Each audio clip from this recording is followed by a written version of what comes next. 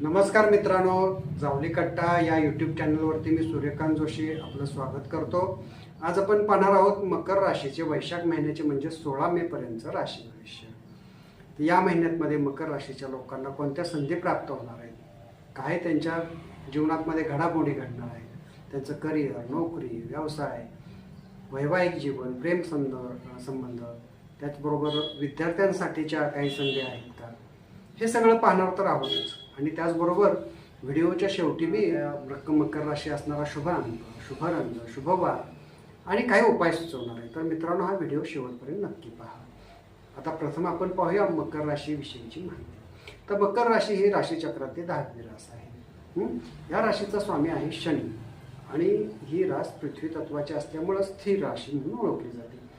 आता स्थिर राशी असल्यामुळे काय, तर या लोकांचे पाय नेहमी जमिनीवरती असतात। कोणत्याही प्रसंगातमध्ये, चांगल्या वाईट प्रसंगातमध्ये हे आपले पाय जमिनीवरती ठेवून घट्ट उभे असतात। कधी अहंकार नसतो, कधी गर्व नसतो आणि कुठल्याही गोष्टीचा फार विचार करत नसतात। त्याच्यामुळे एक सुखी समाधानी जीवन जगण्याकडे या लोकांचा कल असतो। हे लोक जिद्दी असतात, धाडशी असतात, यांच्यामध्ये आत्मविश्वास असतो आणि त्याचबरोबर परोपकारी वृत्ती असते। दुसऱ्याला मदत करण्यासाठी हे नेहमी तत्पर असतात आणि हे मदत करत असताना ते लोक कधी त्यातून फळाची अपेक्षा करत नाही, अगदी खुल्या मनानं, खुल्या दिलानं हे इतरांना मदत करत असतात। आता या लोकांना या महिन्यातमध्ये करिअरची संधी कशी आहे ते पाहू। आता करिअरच्या दृष्टिकोनातून हा काळ त्यांच्यासाठी चांगला आहे। काही नवीन जबाबदारी त्यांना मिळणार आहेत आणि त्यातून ते त्यांचं कर्तृत्व सिद्ध करणार आहेत आणि यातूनच ते वरिष्ठांचा विश्वास संपादन करतील आणि मग त्यांना चांगल्या संधी त्या ठिकाणी मिळणार आहेत। आता जर कोणी नोकरीत बदल करणार असेल तर या महिना अखेरीला त्यांना नोकरीत बदल करण्यासाठी सुद्धा विचार करायला काही हरकत नाही। व्यवसायाच्या बाबतीत म्हणाल तर मध्यम ते चांगला कालावधी हा राहणार आहे।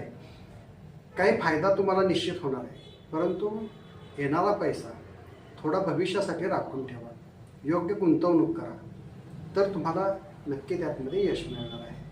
प्रेम जीवनातमध्ये काही गोड क्षण येणार आहेत, त्यामुळं जोडीदारासाठी वेळ द्या, काही पर्यटन स्थळांना भेटी द्यायचं नियोजन करा। वैवाहिक जीवनातले नातेसंबंध सुद्धा या लोकांचे चांगले राहणार आहेत। फक्त वादविवाद टाळा आणि आपल्या जोडीदारासोबत वेळ घालवा। कौटुंबिक संबंध सुद्धा चांगले राहणार आहेत।